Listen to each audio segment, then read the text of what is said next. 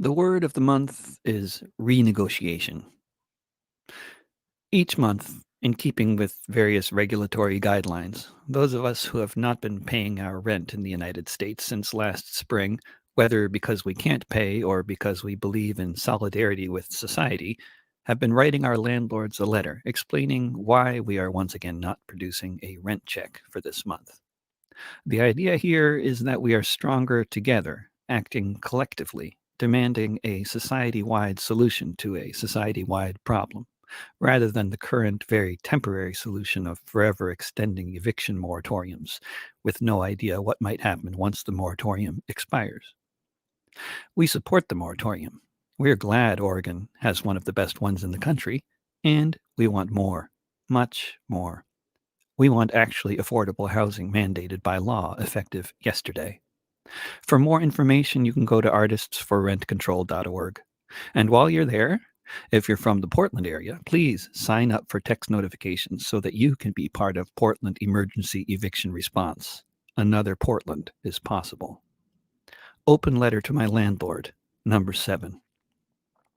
Dear Randall Group / CTL Management, please forward to corporate as far up the chain as possible. First of all, in this household, we've long ago stopped responding to your bizarre annual surveys where you ask whether your tenants are content without ever mentioning the elephant in the living room. You give us options to rate how content we are, all of which are designed to reflect badly on your employees if we aren't happy. The reason we stopped responding to your survey is because it's meaningless and pointless. But for the record, we think all of your employees are very nice, and you should pay them a living wage too.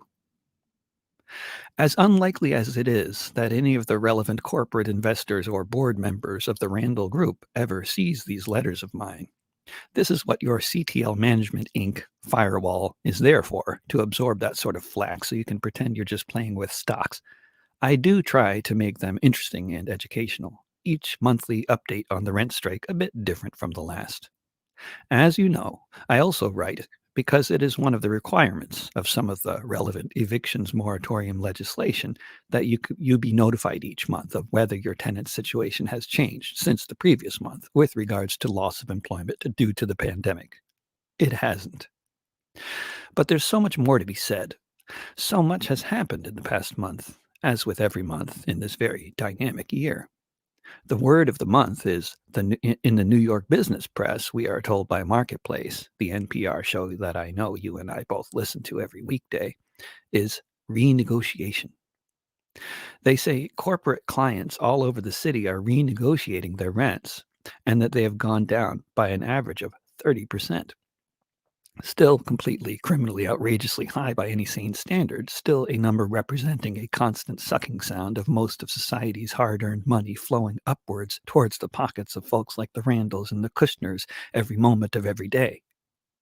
But less than it was before Corona. Let's take a quick look back at certain relevant dates and numbers for the sake of context before I proceed further. March 2007. I moved into this building you own with my family on lovely Francis Street in Southeast Portland. Rent for a 2-bedroom was $500 a month, a standard amount back then across the country outside of the gentrified zones that I had been forced to leave in prior years, such as New York, Boston, Seattle, and San Francisco. March 2019. After 12 years of continuous tenancy, paying the rent on time every month, raising our children in the same wall-to-wall carpeting that was here prior to our moving in, you raised the rent annually every March, and by March of 2019, the rent was now $1,175 per month for a significantly deteriorated version of the same moldy apartment we moved into in 2007. March 2020. Weeks into an unprecedented nationwide and largely worldwide pandemic lockdown that completely dominated the news and all of our lives, we received the standard issue, annual, every March, rent increase, as if it had been sent by automatic timer, no human intervention possibly involved. I'll stop there in my timeline, because after that things get more month to month rather than year to year. 2020 has been like that, I imagine you'd agree. There are at least some things we can probably all agree on. But first, I need to stew on this point a little more. You raised the rent during a global pandemic lockdown. See, this is when I fully, truly realized what I had already known, that there is no you. You are just a figment of our collective imagination. You are not human. You are a faceless corporate entity backed by corporate investors from around the world. Speaking of which, I'd specifically like to single out the Norwegian Sovereign Wealth Fund, putting its oil money into the U.S. real estate market. Fuck you very much. Your investments are just as destructive to the lives of the American working class as your oil is to the earth, contrary to your slick social democratic propaganda. Like your Norwegian oil baron and Russian oligarch and New York billionaire investors, you, Randall Group, theoretically based here in Portland, Oregon, in an ugly glass building on Barber Boulevard, have no idea what is going on the ground, so to speak. Or should we say, in the theater of conflict, or where your renters live.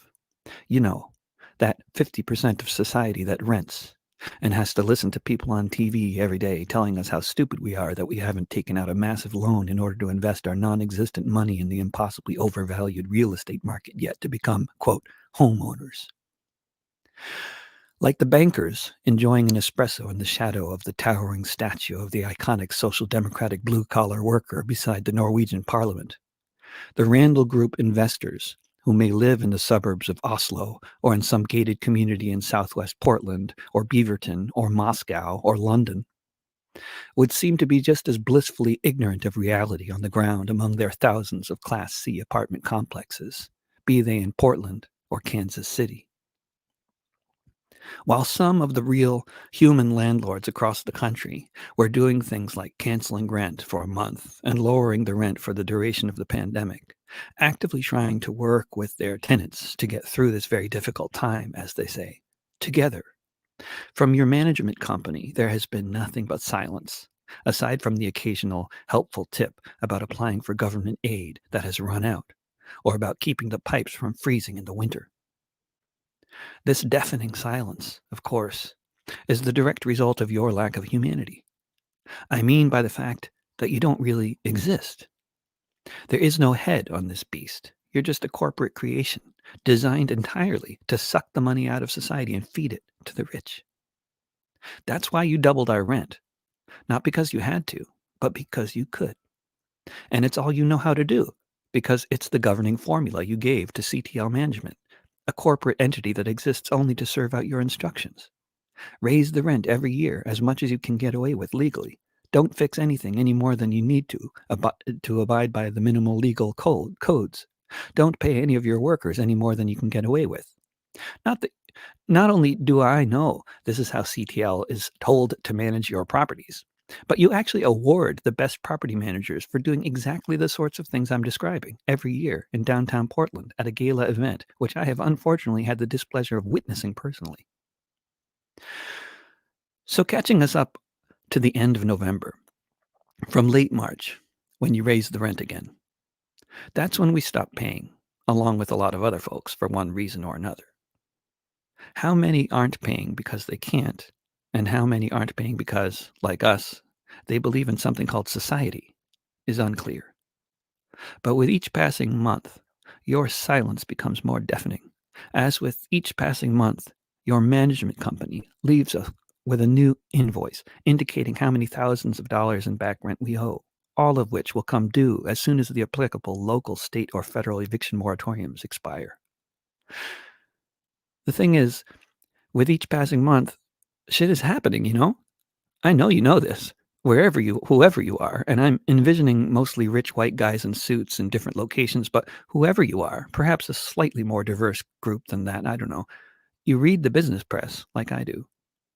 So you know that even those of us who did finally get money for being unemployed, which in my case took 7 months of waiting, that money runs out on December 26th. Congress is gridlocked and can't pass any further aid packages.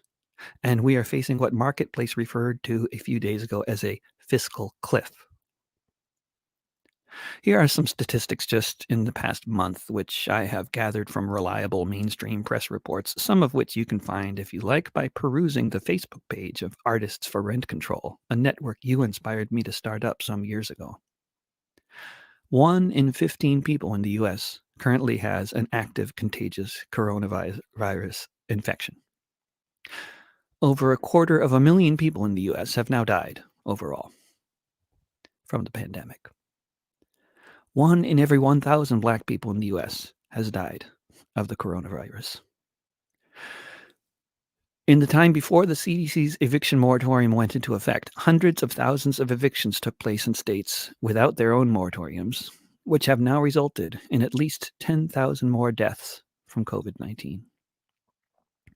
Among professional artists like me, which includes some of your other tenants and many of your former tenants who you long ago priced out of this city, 65% are fully unemployed and 95% have lost income.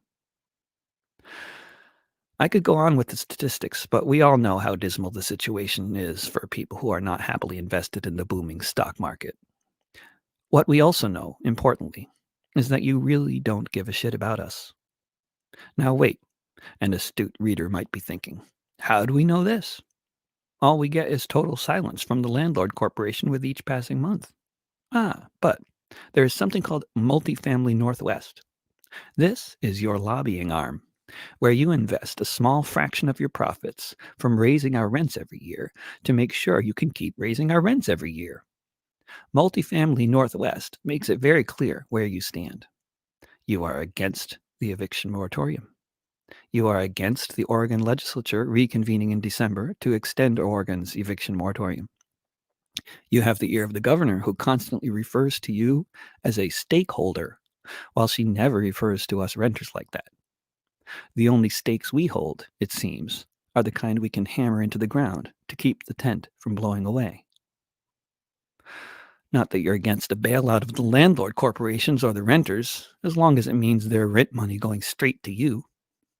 But until that bailout can be worked out, you are against any eviction moratoriums. Your dying and disease-afflicted renters with their hungry children be damned. So once again, with feeling, the word of the month is renegotiation. We can keep on kicking the can down the road. Prediction. Because the Oregon legislature is dominated by people much more intelligent than you, despite all of the money you regularly bribe them with, donate to their campaigns, people who can read the literal writing on the wall and know that ending the eviction moratorium would cause untold suffering and death and have a very destabilizing effect on society overall, because this is the situation. Oregon's eviction moratorium will be extended when the special session meets in December. But with the Congress in the state it's in D.C., whether there's ever going to be another bailout is very much a matter of question. We can wait and see, with us continuing our non-payment of rent and continuing to encourage our neighbors to join us in this endeavor, and with you continuing to send anonymous invoices each month indicating our mounting debts, and see what eventually happens in Congress. Or you can break your sociopathic silence. You can communicate with your tenants and renegotiate the rent. There are a lot of other things you could do, but renegotiate is the word of the month, Grover. By the end of December, there's only one word any of us will be thinking of, unfortunately. And it's one that you bear such a huge responsibility for, because the main reason all those essential workers keep going to work every day at their multiple full-time jobs is because they have to funnel their earnings upwards to fill your overflowing coffers some more. In fact, you and the system you support through your lobbying groups, through your campaign donations, which always go to Republicans when they have a chance in a given race, you are responsible in such a significant way for the ongoing stratification of wealth in this country, for the widening divide between rich and poor, between black, brown, and white, for the fact that so many parents never see their children. You did this. With intention, if by means of lobbying entities and management companies rather than by getting your own corporate invisible hands of the market dirty. And that word for next month, of which I speak, take a fucking guess. Still don't know? Okay, I'll give it to you. Exponential.